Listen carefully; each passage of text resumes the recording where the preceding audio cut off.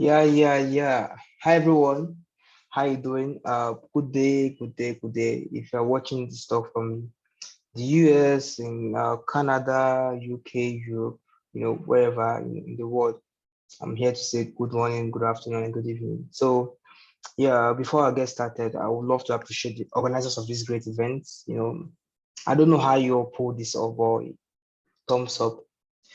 So, my name is Isaac Zara. I'm known as Zara for short.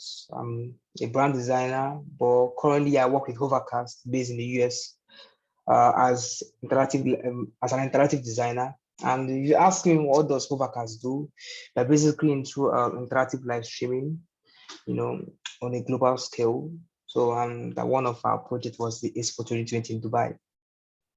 So yeah, let's get started. So yeah, how to build valuable connections as a designer. Yeah, like this is like a topic, or this is like a thing that I always get asked in my DMs. Folks reach out to me, hey Zara, how can I learn how to network? I want to be like you. Almost, please don't be like me, be better than me.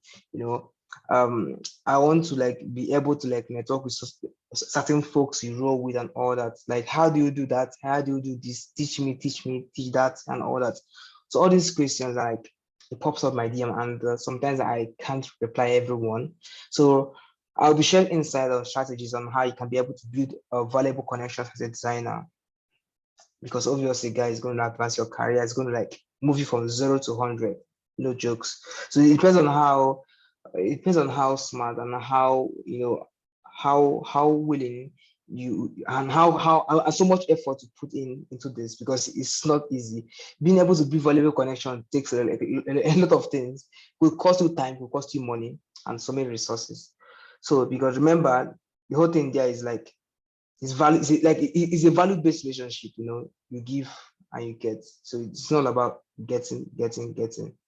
So the importance of being able to like build networks or build connections as a designer is that first is going to help advance your career. I've seen folks that leverage on networking, and where they are right now, I'm so proud of them. Like I look at them and like, oh man, man, I'm proud of you, because you understood the importance of networking. You understood the importance of like the building sustainable connections. There are still the importance of the value-based relationship. And right now, where they are, I bet it's just based on recommendation. And there's something, there's something about this thing, just someone that can actually change your life just with word of mouth. Like you don't need to sign any paper or fill any documents, just by saying, hey, please, I worked with Simeon in the past, please work with him. That's all. You see your life changing, automatically as a creative or as a designer or whatever field you are. So the second one here is access to industry knowledge. So as you're building your network as a creative, you have access. I have access to so many information. You have access to like so many things that will help you scale and help you get from from level 0 to level 100 or wherever level you are. So, but I don't think the level 100 is like a thing. I just use that like to describe a scenario. But having access to industry knowledge is something that happens when you are growing and when you have like solid networks. I stay and then get PDFs. I stay and I get a VIP invite to like some hangout that could actually change my life if I leverage on those connections there. So that's the importance of like building your network. That is like one of the importance of building your network as a creative. So the third one is making impact. So you all know that the more you put the conscious effort of building your connections or networking, you can start making impact. A good example of this guy, Leye, you should know Leye. Leye started by having like this open design school where he teaches people how to make illustrations and how to design logos, and then you see him trying to bring people together to teach everyone in the public or in the open. That's amazing. I can see how he's leveraging his collaborations and how he's leveraging his connections and his network to make impact on a global scale, to be honest. So this is why I say global, because I've seen folks like based in the UK talk about Lay and the amazing things he's doing with the open design school he has. So yeah, so let's go back to why we are here. How to build valuable connections as a designer. So yeah, the first one is join communities. So you ask me which communities, what communities, where can I see them, how will I see them? So there's so many ways, like there's so many communities out there. It could be in your local, environment. It could be some sort of places where you are. It could be online and it could be offline. So it's left for you to look for them and join. So I also advise, if you're into photography, if you're into into like a brand identity or user interface design, I will advise you join those communities that are focused on that particular niche, because it's going to help you connect your growth. See, no joke. Like I spent 2 years in an Indian WhatsApp group, thinking that I don't join community. It was a mess. I wasted my time. I wasted my time being in that community until I had to leave and then join this Nigeria designers community, on Facebook. So it's important to join right communities that will help you scale and help you grow. Remember, you're there to learn, network, and grow, and also share and give back. Okay. So the next one is attend events, both tech and non-tech related events. Yeah. So most people ask me, why did I put non-tech related events? So the reason why I added this non-tech related events is because I must tell you, I've been able to make an amount of success because of the non-tech related folks I have in my life. It shock you. So, so the reason why I'm saying this is because I'm going to give a subtle story if I go back. So I had this friend that was, if you know about Adam Bradford, he's into social impact, and it was this Adam Bradford agency focused on social impacts, on a global scale, but I think from the UK. And I met him online, started talking and all that, and no jokes. Last 2 weeks that I was in Dubai, I had access to a VVIP, event, and I must tell you, what I learned in that place and the people I met over there changed my life, to be honest. And those guys are not non-tech related, And Adam Bradford, who's also into a social impact, is a non-tech related person, Just imagine if I didn't build that connection, I wouldn't have gotten that access. I wouldn't have gotten that. And no jokes, I'm grateful to Adam Bradford for that. So let's roll back to this. Attend events, both tech and non-tech related events. So if there's any developer, group, whatever thing happen in your community, join. Whether you're a designer or a photographer or whatever field you are, please just go. If there's any design conference, attend. If there's any arts NFT showbiz or what, please go. Anything that's related to the creative space, please attend. It's going to help you grow as a designer, like I said. And most of these events could be panel, based, it could be conference like this Untitled Design Conference, and then it could be local groups and meetups where you just brainstorm and then talk about random ideas and all. So yeah, the next one here is contributes and supports newbies. So I made emphasis on this contribute and support newbies because most persons feel like the focus should be on the seniors or the mid designers. You want to network with the OGs, man. That shit is bullshit. That's like gatekeeping. I must tell you, newbies, as a senior, I advise you network more with newbies. Those folks that are so hungry to be in the ecosystem, reach out to them, because you don't know the kind of fire they are carrying, and you don't know you don't know the kind of energy they have with them. So contributing and supporting these newbies is going to help you. It's going to help to build invaluable connections for you as a designer. You might not know that right now, and you might be asking me, how is it possible? Am I not meant to network with someone that is higher than me, someone that is in a particular space, someone that is someone I can look up to? But please take newbies very, very serious. Contribute and support them.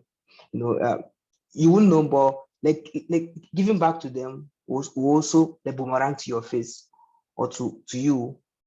You might not know about this till like probably in the 4 to 5 years or a decade later. Okay, please contribute and support me, because that's a good way you can like build connections as a designer. So yeah, I think this is the last one. Yeah, target the right people. So I see folks out there trying to like hit up everyone that's doing amazing things. Like you see this guy, he's into NFTs, he knows how to draw. Boom, please mentor me. You see this Oga, he knows how to like do animations and some software effects. Boom, Oga, mentor me.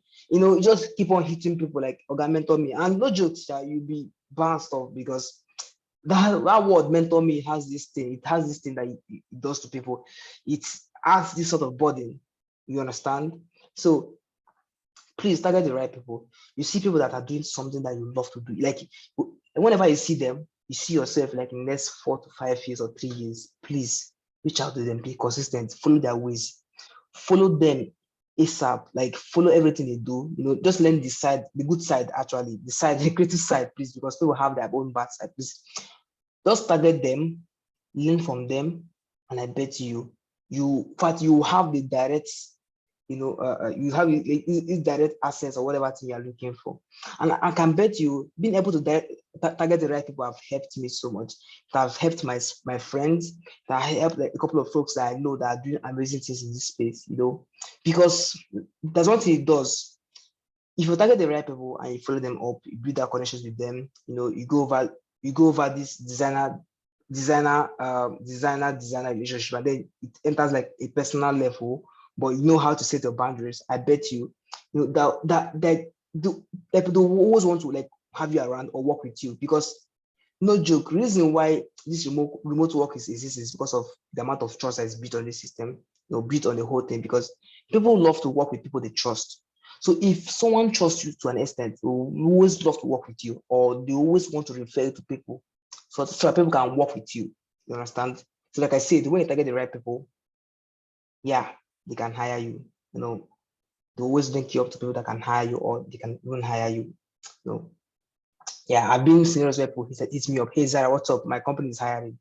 Do you want to do you want to join us? Are you free? Are you thinking of leaving this company and all that? So it happens when they have seen the good works to put out there, and you have maintained a good relationship with them. So yeah, the next one is companies too that are hiring will be able to reach out to you. If you network with companies, this organization, interact on their feed, join that community, that Discord, and contribute. At open source, I think this is where the open source part come in, where you get to like contribute, add value to their ecosystem, their community. You see them reaching out to you. So, and that one here, the last one, which is the third one here, is target people that can refer you. Are you getting me? So you have to target people that can refer you. So someone that has access to a particular thing, and you want that person to help you or link you or refer you for a job. Follow them up, build that connections with them. Till and like I said, you're not building this relationship because you want to like suck out something from them. It's not like a parasitic thing. You're building relationship with them because you want to like add value to them, and also they add value back to you. Like I said, target the right people that can hire you, the companies that are hiring now, and people who can refer you. So yeah, okay, I was thinking that was the last one, but okay, so I think this is the last one. Yeah, and that thing is becoming the key person with the unique identity. So like I can't emphasize this like overemphasize this enough. Building your personal brand is very important. Having like a solid brand voice out there, having like an identity that people can represent you with.